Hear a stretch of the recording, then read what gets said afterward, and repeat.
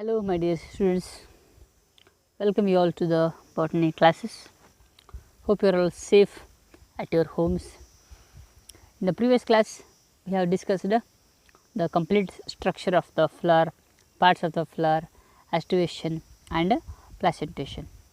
And in today's class we shall discuss about floral formula and floral diagrams, right. Here the floral formulas or diagrams are the convenient shorthand methods of recording floral symmetry, number of parts, connection and adnation or insertion and oviposition.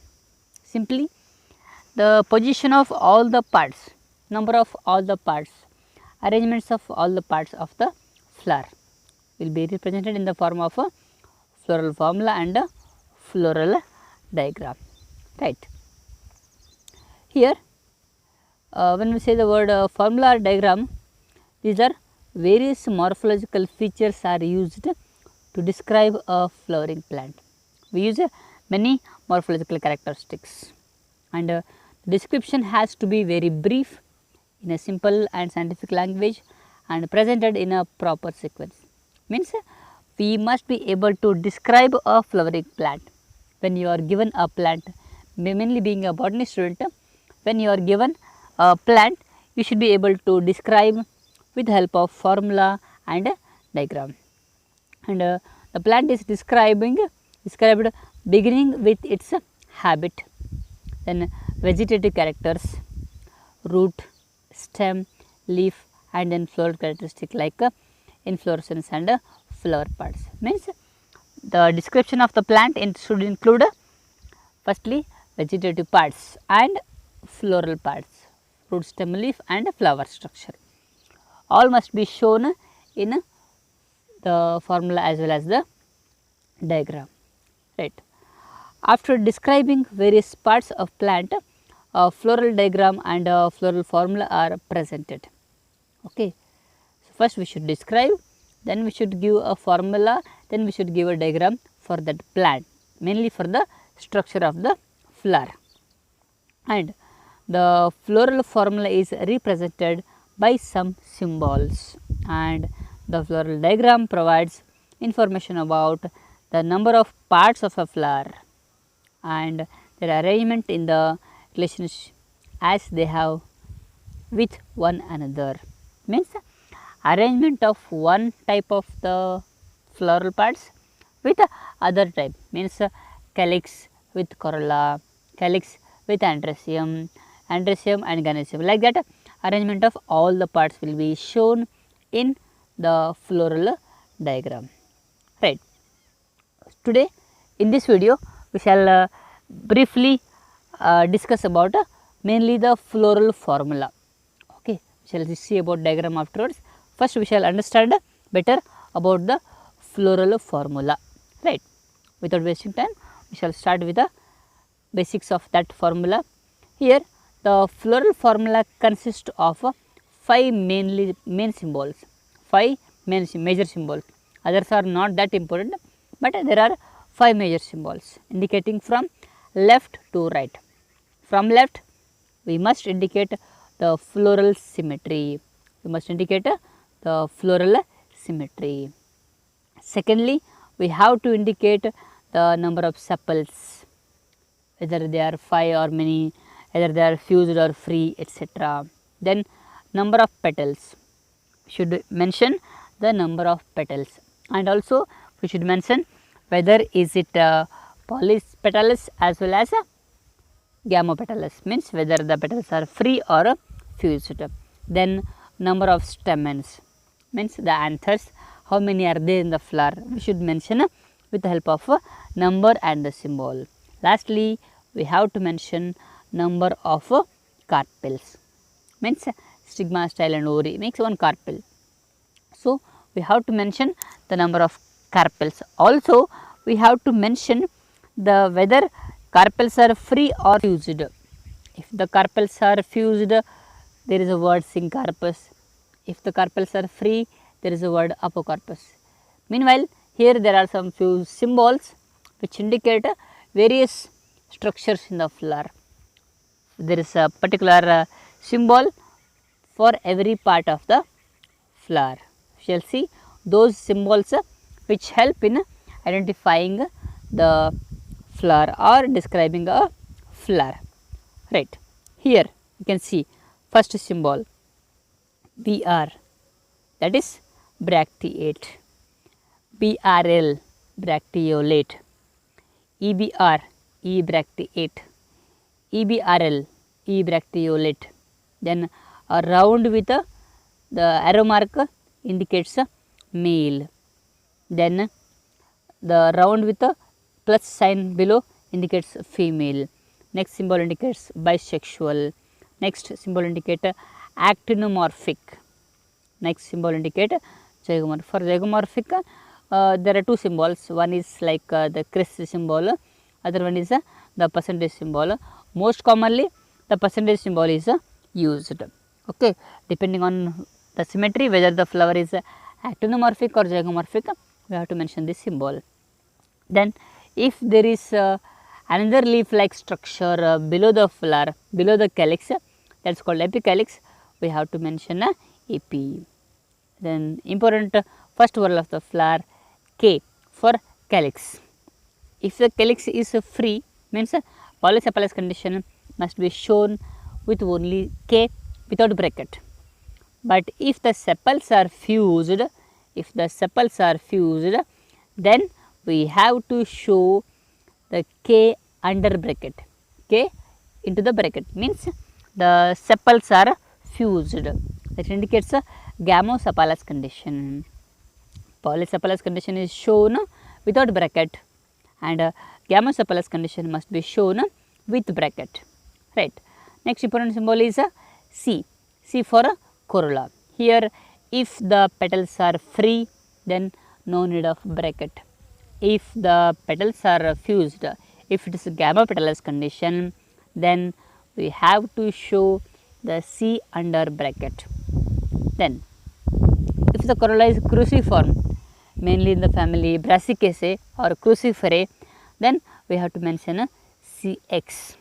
And if you remember perianth, tepals, that is when we are unable to show, when we are unable to differentiate calyx and corolla, sepal and petal, then we use the another term perianth, and the individual member as the tepals.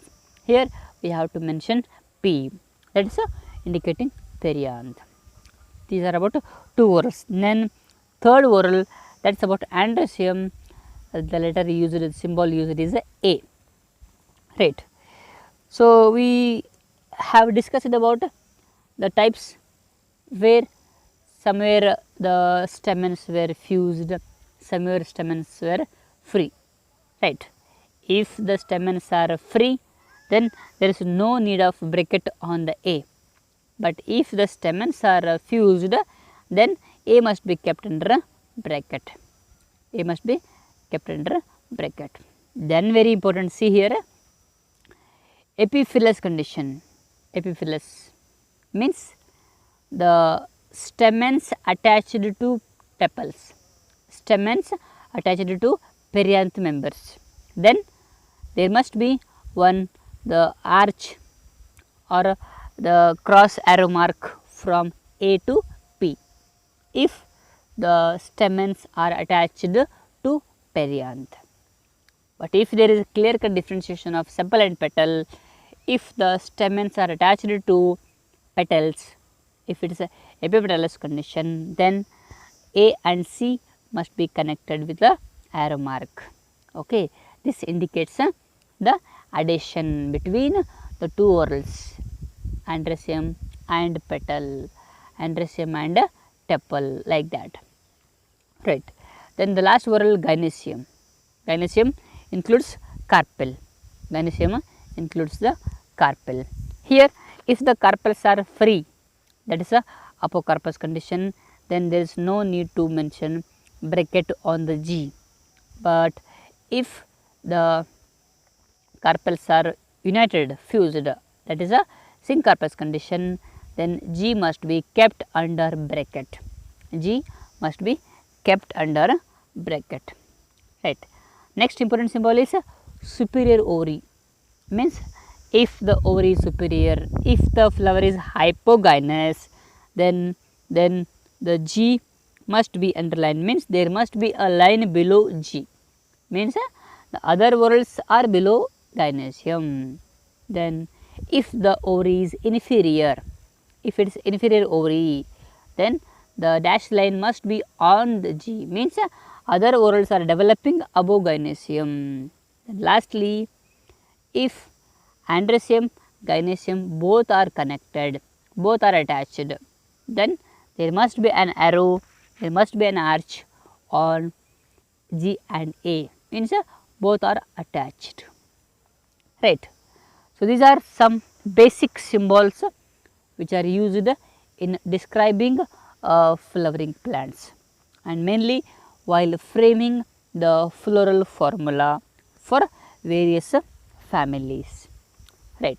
We shall see some examples of different families, then we can understand better what the characters they have. For example, the floral formula of the family Solanaceae, the best example is brinjal, tomato, chilli, datura, all these plants belong to the family Solanaceae. Here the formula indicates EBR, means ebracteate, there is no bract. EBRL means ebracteolate, there is no bracteole. Then flower is bisexual, actinomorphic. Then K 5 under bracket, K 5 under bracket means there are 5 sepals which are fused. The flower has 5 sepals which are fused. Then corolla 5, C5, here actually the C5, the 5 must be under bracket, the 5 must be under bracket, means the petals are also fused, petals are also fused here. And androecium 5 means there are 5 stamens, there are 5 stamens. Guys, remember here there is an arrow or arch between C and A, means there is epipetalous condition, the stamens are attached to petals. Androecium is connected to the corolla, right. The last symbol is gynoecium with 2 carpels, that too they are fused, syncarpous condition, and there is a line below 2, that is indicating the flower is hypogynous and the ovary is superior, ovary is superior, right. This is about the floral formula of family Solanaceae, right.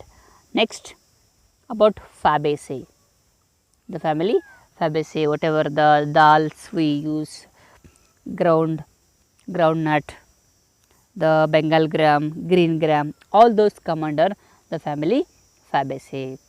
The formula is BR, means flower is bracteate, BRL bracteolate, bisexual, zygomorphic, K 5, 5 sepals free, C 1 plus 2 plus 2 means 1 standard petal vexillum, 2 wing petals, 2 kill petals, actually here 2 must be under bracket, and androecium 9 plus 1 and 9 under bracket, means hope you remember monodelphous condition, didelphous condition, polydelphous condition.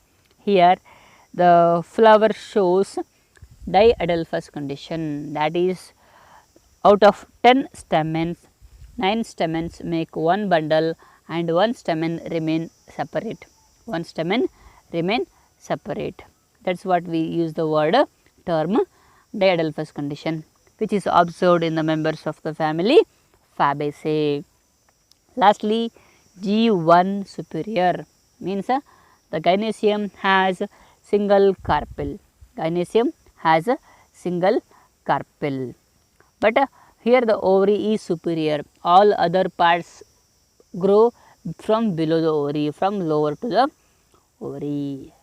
Lastly, about the family Liliaceae, it is somewhat unique. We shall see the difference between the first two families and this family. Here it is a bracteate Br. EBRL, ebracteolate, mean bracteole is absent. Bisexual, actinomorphic, P 3 plus 3 means perianth has 6 members, 3 outer side, 3 inner side, means in the first whorl there are 3 tepals, in the next whorl there are 3 tepals.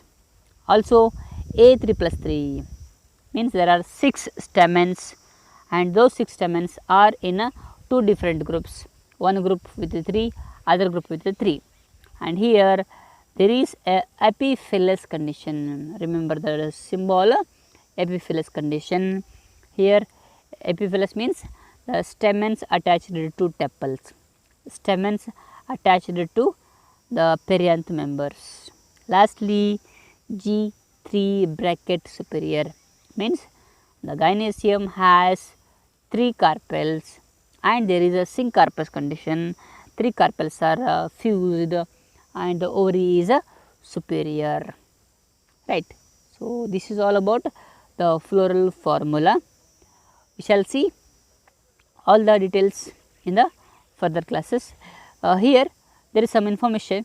The floral formulas are useful tools for remembering characteristics of the various angiosperm families, because there are thousands of families, many families, thousands of plants which come under hundreds of families. Without the help of these formulas, we will be unable to remember those many families, those many plant characters. Hence, this formula help in remembering the characters of all the families. Their construction requires careful observation of individual flowers.